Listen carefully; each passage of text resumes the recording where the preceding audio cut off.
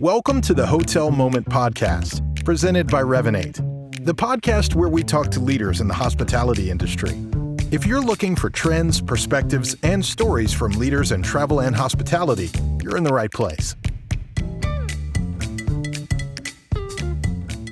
Hello, and welcome everyone to the Hotel Moment Podcast. I am your host, Karen Stevens, the CRO of Revinate. And I am very excited to be joined today with Philip Bates. So Philip Bates is the CEO of TMC Hospitality. Welcome, Philip. Thank you, Karen. It's a pleasure to be here. It's very exciting. We are into 2023. You are the first podcast guest of 2023, and we are ready to rock. Awesome. It's an honor, and I'm happy to be in 23. Yeah, right. 2022 was an interesting year, I'm sure, for all of us. And we're going to jump into all of that good stuff. I know we have a lot to talk about today. But before we get to that, I have 5 questions that I ask all of my guests. So I was hoping we could warm up with those just so everybody gets a little bit more of an idea of who you are and what you do. Is that all right? Absolutely. Great. So the very first question, when did you start working in the industry? And do you remember your very first day on the job? That's a great one. I started in 2013, and I actually started by buying Airbnbs. And so my first day on the job was purchasing a house in Orange County, California. And I remember kind of walking up to the lawn and being like, what are we going to do here? And it was fun. We converted it, and we bought FF&E, and we figured out how to market it, and it ended up being pretty cool. It's a good memory. Wow, that's really cool. You know what? I actually have an Airbnb myself. I have a cabin up in Tahoe. Great market. Yeah, it's fantastic. But it's really a crash course in revenue management and hospitality from the ground up. That's great. So how many Airbnbs did you end up with ultimately when you started there? I had 30. Wow. You probably would have run into this in Tahoe. We really got them going. But then I just started noticing oh, wow, the cities don't really like this. Sometimes the residents get bothered in the neighborhood.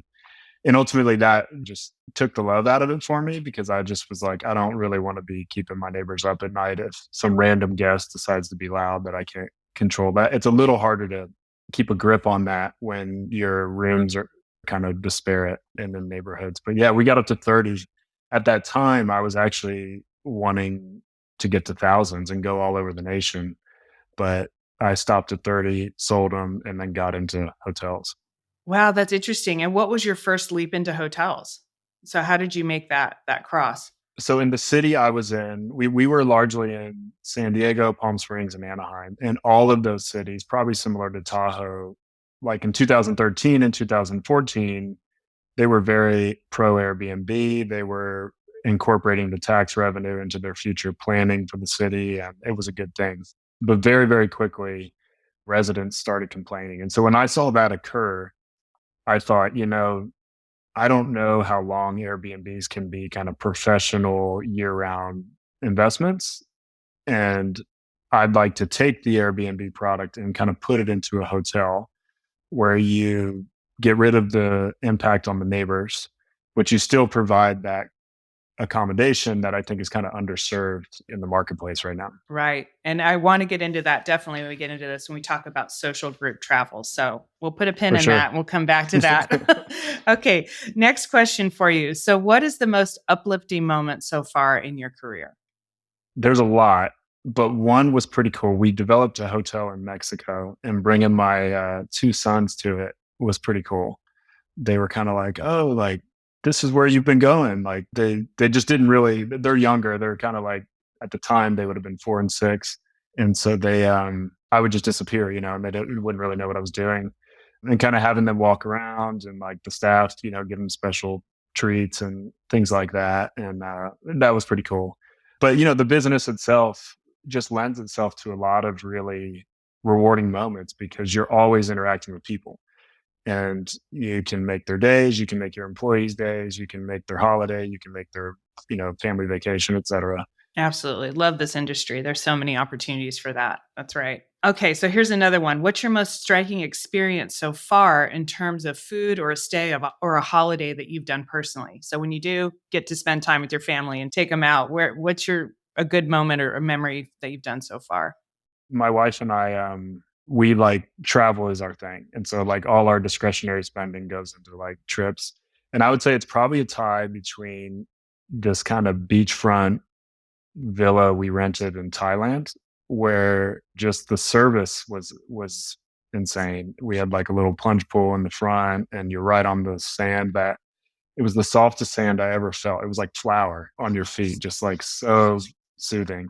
That or a very ornate is kind of the wrong word, but just very detail oriented boutique hotel we stayed in Istanbul, where, as is common in the Middle Eastern sort of architectural and design, they'll put a million, small little tiles on one wall. And it's just so stunning when you look at it, both up near and from afar. So I'd say it's probably a tie between those two. Wow, those are great. I love Istanbul is one of my favorite cities. As you said, just so visually so beautiful and so Hmm. interesting. And then the food is Oh unbelievable. yeah. Yeah. Yeah. And I love beach vacation. So I'm on board with you for both of those. So those are good. All right. We only have two more and they're easy. They're easy. This one's super easy. So have you met any celebrities while you were in the trenches? Anybody come to mind so far? Yeah, I've met a couple. I was working on a hotel in Miami, and I got to hang out with John Legend for a little while. That was cool. And who else would I have come across? Oh, actually, I had a really cool experience in Nashville. There's a singer songwriter I like named Peter Bradley Adams, and we were kind of hosting an event. And then one of my friends was like, "Hey, I want to introduce you to my friend Peter." And it was like this musician I'd been following for years, and I had no idea what he looked like, and I got to meet him there on the property, so that was pretty cool. I was like, That's yeah, like awesome. he introduced himself with that name, and I was like, "That's very odd. You would introduce like with your middle name." And so I was like, "You're not a singer, are you?" And he was like, "Oh yeah." Anyhow, it was cool. That is very cool. That's nice. Ah, great. Okay, last one. Who are the women at work you've been inspired by? So, do any women come to mind that you've worked with over the past few years, either directly or collaboratively? Yes, yes. Three come to mind. We have an advisor named Glenn Appel, who's just wonderful woman in the industry who really ties together a lot of skill sets that I think are hard to find in anyone. She understands design and service. She understands finance and kind of development. So she's an advisor to our company, and she inspires me often. But I think the one who probably wins the most is our general manager, Christina, our Drift Mexico property. I actually met her when we were having trouble during construction. I wasn't happy with our construction project manager, so I fired him. And then someone introduced me to her, and she's this like petite, very well dressed woman.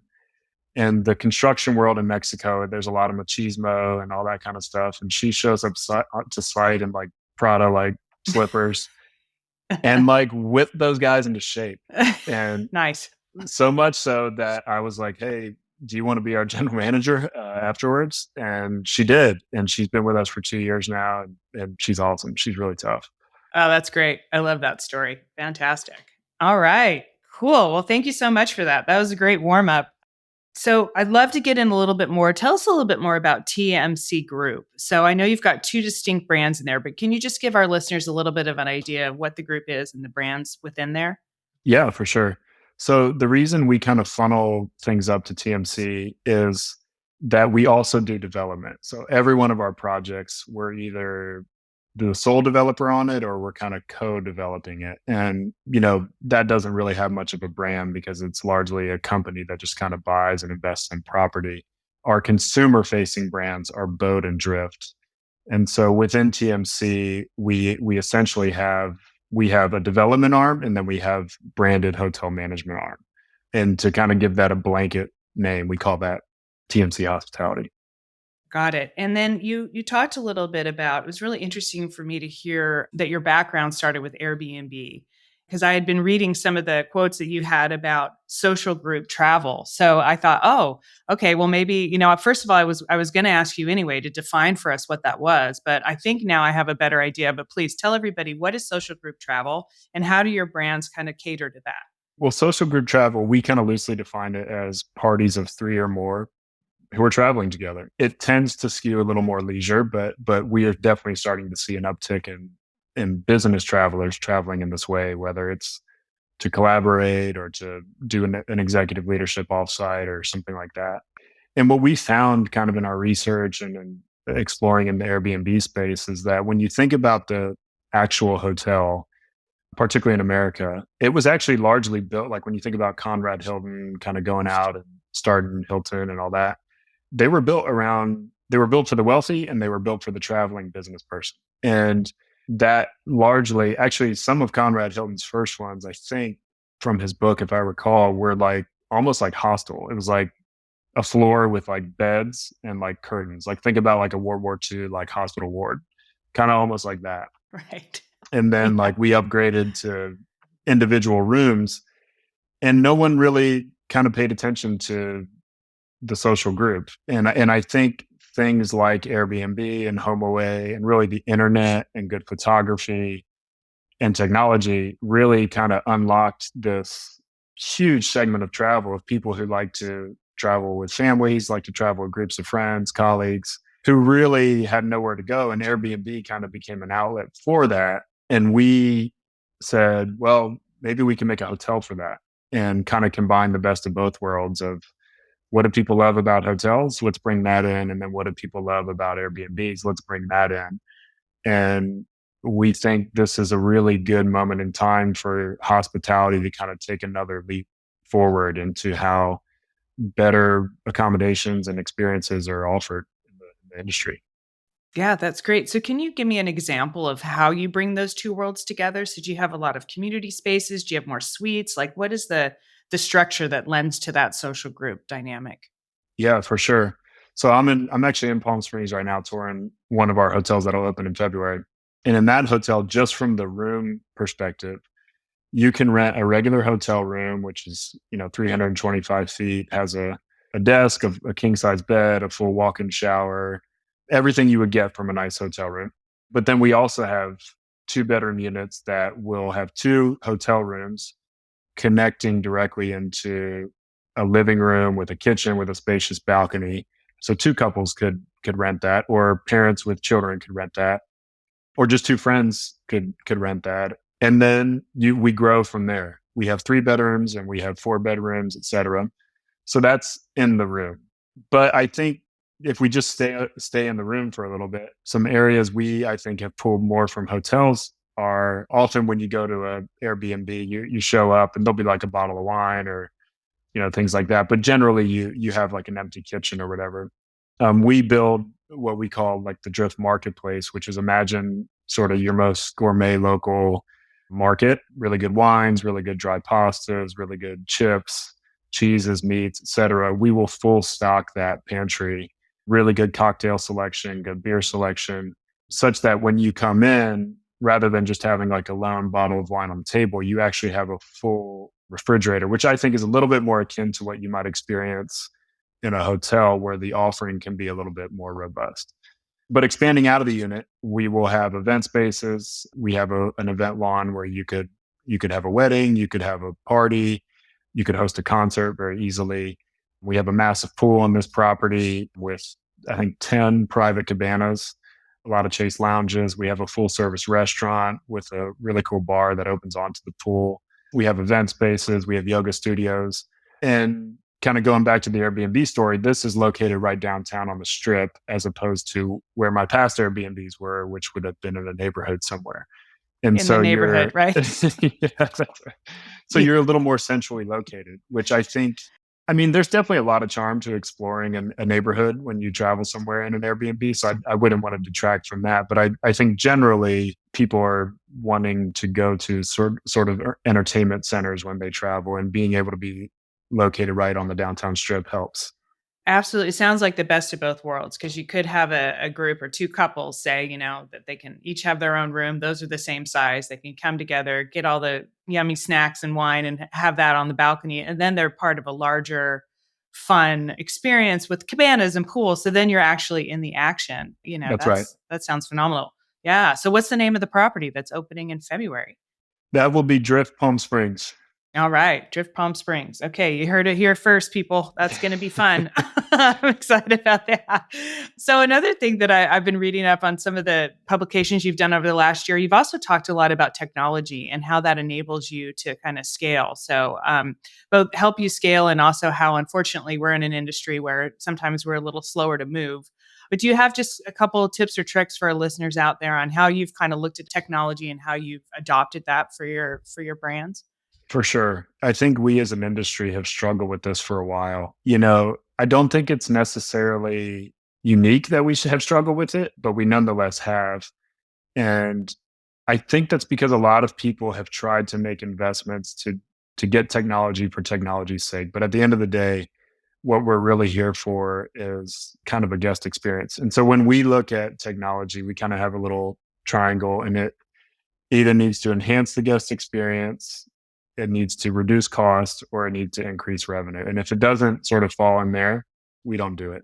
Secondarily, there's a lot of smart entrepreneurs who are starting tech companies that you can integrate into. And so I know some CEOs of hotel companies, I won't mention them, who have regretted spending millions of dollars on trying to build their own tech, only to build it and then have some other company who is solely focused on that product build it better and offer it to them for cheaper. And they're literally have sunk those millions of dollars into that tech experience. And so I would say, I think you need to do a lot of research before you do it, because a lot of money and a lot of smart entrepreneurs are coming into the tech space. And depending on what size company you are, you could get a very elegant tech stack simply by buying the right tech integrations and just really having subscriptions.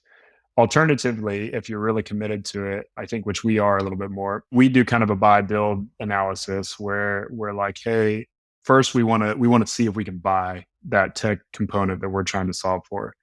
And by buy, that could be subscribe to, it could be integrate into, it could be any of that. But effectively, we tell ourselves we want to be the best at providing hospitality experiences. And so to the extent there is tech off the shelf available, let's integrate with that.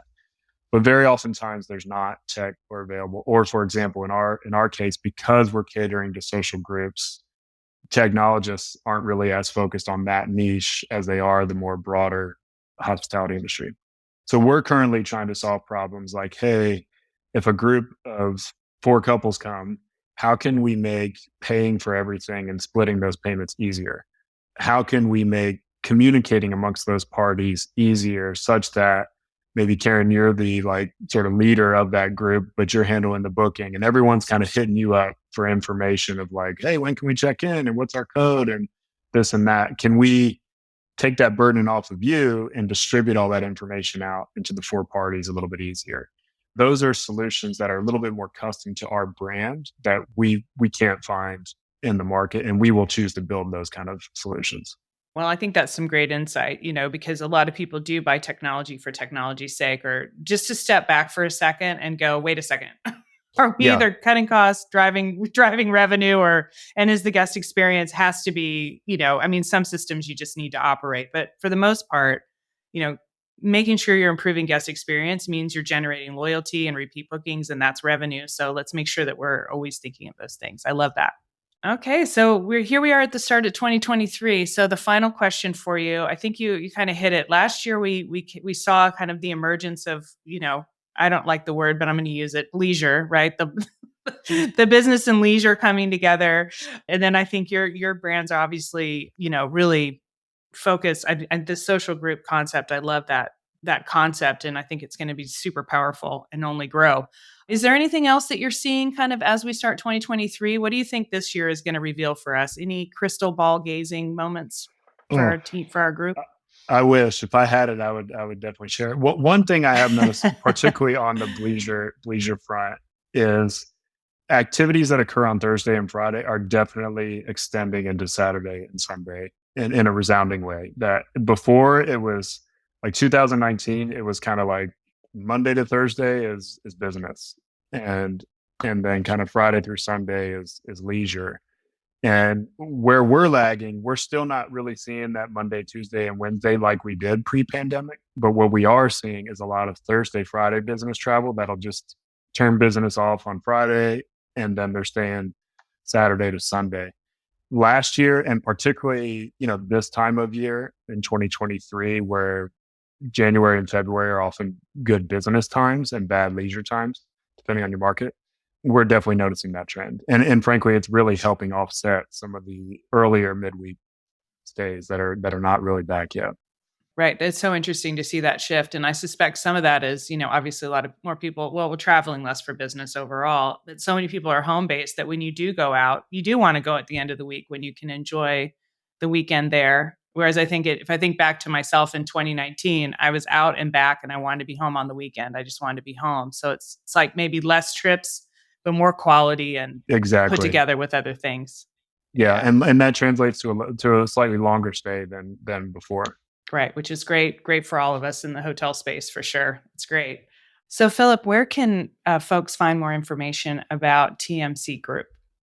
There are a few ways. So you can go to tmcgroup.com. You can also go to our brand specific pages, which would be drifthotels.co, that's .co, or bode.co, that's BODE.co. Okay, great. Well, thank you so much, Philip. It's been a pleasure, and I wish you a wonderful and prosperous 2023. Thank you. Same to you. Thank you for listening to the Hotel Moment Podcast. Make sure to subscribe wherever you listen to podcasts. And if you're watching on YouTube, please like the video and subscribe for more content. For more information, head to hotelmomentpodcast.com. The Hotel Moment Podcast is presented by Revinate and produced by Make More Media.